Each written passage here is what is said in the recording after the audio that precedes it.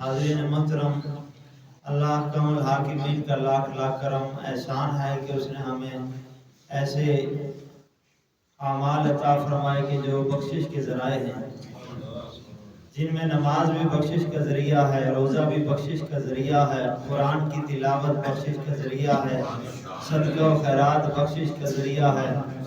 لیکن ان میں سے آج میں آپ کے سامنے جو گزارشات عرض کرنا چاہتا ہوں وہ ایک ایسا عمل ہے تو ایک سورہ مقدسہ، ایک آیت مقدسہ، لیکن اس کی شان بہت بلند و بالا ہے۔ نبی رحمت صلی اللہ تعالی علیہ وسلم کی بارگاہ میں ایک صحابی حاضر ہوئے، عرض کی یا رسول اللہ صلی اللہ علیہ وسلم، قرآن پاک کے اندر سب سے افضل سورت کون سی ہے؟ تو رحمت عالم صلی اللہ علیہ وسلم نے فرمایا سورہ اخلاص۔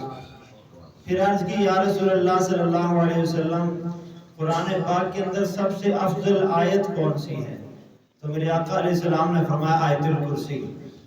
پھر اس نے عرض کی یا رسول اللہ صلی اللہ علیہ وسلم، آپ کو سب سے زیادہ کون سی آیت پسند ہے؟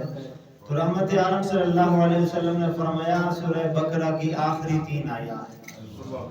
آج میں آپ کے سامنے جو گزارشات عرض کرنا چاہتا ہوں ایک بخشش کا ذریعہ آیت الکرسی ہے کہ رحمت عالم صلی اللہ علیہ وسلم نے ایک صحابی سے ارشاد فرمایا کہ میں تمہیں ایسا عمل نہ بتاؤں کہ جس عمل کے ذریعے سے کہ کرنے سے تمہارے اور جنت کے درمیان میں ایک چیز کے سوا کوئی شے بھی حائل نہیں ہوگی۔ عرض کی یا رسول اللہ ضرور ارشاد فرمائیے۔ تو میرے آقا علیہ السلام نے ارشاد فرمایا کہ وہ ہے کہ ہر فرض نماز کے بعد ایک مرتبہ آیت الکرسی پڑھ لیا کرو، بس فقط ایک چیز ہے کہ جو تمہارے اور جنت کے درمیان میں حائل ہے۔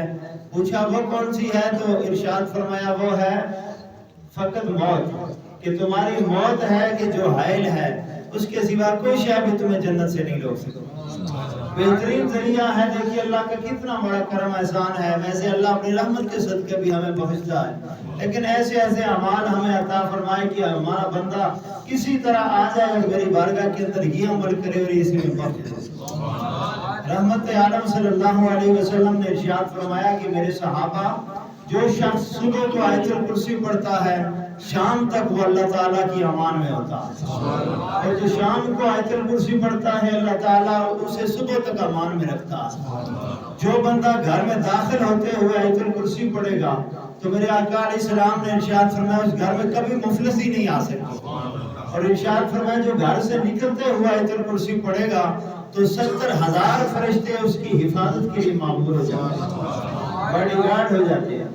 تو ایک صحابی حضرت ابو ہریرہ رضی اللہ تعالیٰ عنہ، آپ سے روایت ہے، بخاری شریف کی حدیث ہے، فرماتے ہیں رمضان شریف کا مبارک مہینہ تھا، صدقہ فطر اور مال زکوٰۃ پہ میرے آقا علیہ السلام نے مجھے مأمور فرمایا کہ تمہارا کام ہے کہ اس کی حفاظت کرو۔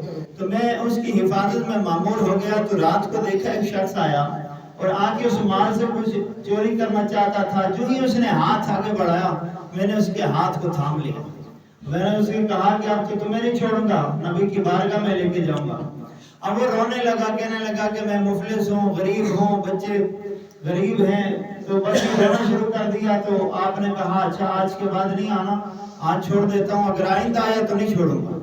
اسے چھوڑ دیا۔ جب نبی کریم صلی اللہ علیہ وسلم کی بارگاہ میں حاضر ہوئے تو عرض کی یا رسول اللہ صلی اللہ علیہ وسلم، رات کو یہ معاملہ پیش آیا۔ تو میرے آقا علیہ السلام نے فرمایا خیال رکھنا اب پھر آئے گا۔ اگلی رات ہوئی، کہتے ہیں میں ہوشیار ہو گیا، چونکہ نبی کریم صلی اللہ علیہ وسلم نے فرما دیا تھا کہ آئے گا، تو ہمارا یہ یقین ہے کہ نبی صلی اللہ علیہ وسلم جو فرما دیتے ہیں وہ ہو کے رہتا ہے۔ تو میں ذرا ہوشیار ہو گیا، تو میں نے دیکھا وہ پھر آ گیا اور آ کے مال ابھی چوری کرنا ہی چاہتا تھا کہ میں نے اسے پکڑ لیا۔ میں نے کہا بس وقت کل بھی کہہ رہا تھا کہ نہیں آؤں گا، آج پھر آ گیا، اب تو تمہیں نہیں چھوڑوں گا۔ وہ پھر رونے لگا، کہنے لگا مفلس ہوں، غریب ہوں، کہنے لگے مجھے ترس آ گیا، میں نے چھوڑ دیا۔ اگلی صبح کو جب نبی کریم صلی اللہ علیہ وسلم کی بارگاہ میں حاضر ہوا تو میرے آقا علیہ السلام نے فرمایا ابو ہریرہ رات والے قیدی کا کیا بنا؟ عرض کی یا رسول اللہ، پھر ہاتھ چھوڑ دیے، رونے لگا، کہتا ہے مفلس ہوں، غریب ہوں، مجھے ترس آ گیا، چھوڑ دیا۔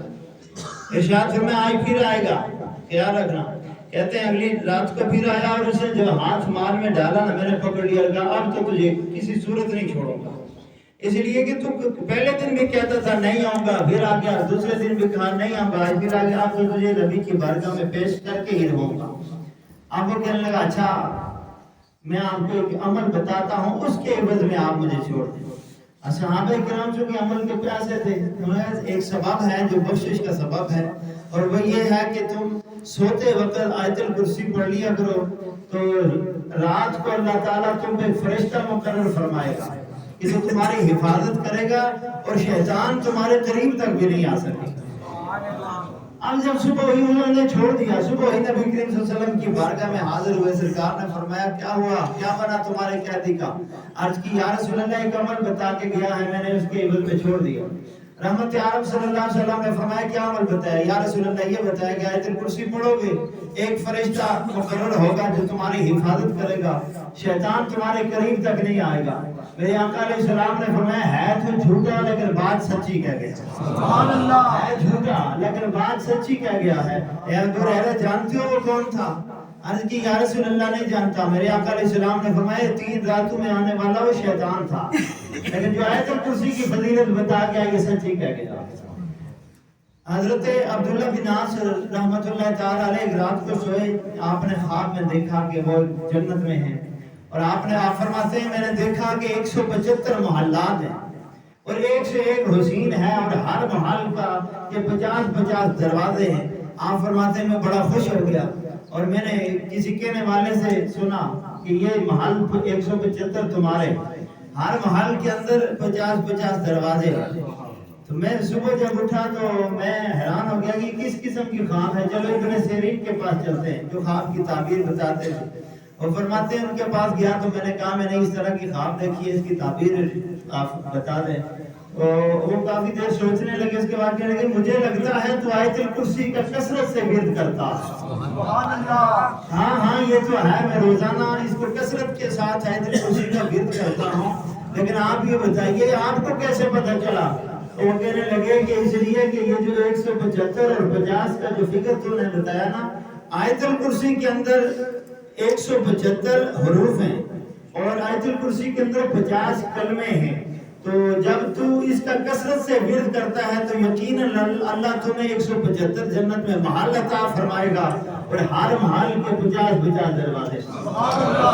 تو یہ بہترین ذریعہ ہے جنت میں جانے کا، جنت میں جانے کے بے شمار اسباب میں سے یہ ایک عمل آیت الکرسی کا ہے۔ اگر آج سے ہم یہ کوشش کریں کہ ہم اٹھتے بیٹھتے چلتے پھرتے، اور بالخصوص مسنون جو میرے آقا علیہ السلام نے فرمایا کہ گھر سے نکلتے ہوئے پڑھو، گھر میں داخل ہوتے ہوئے پڑھو، نماز کے بعد پڑھو، تو یہ اعمال ہمیں کر ہی لینے چاہیے۔ اللہ تعالیٰ سے دعا ہے ہم سب کو عمل کی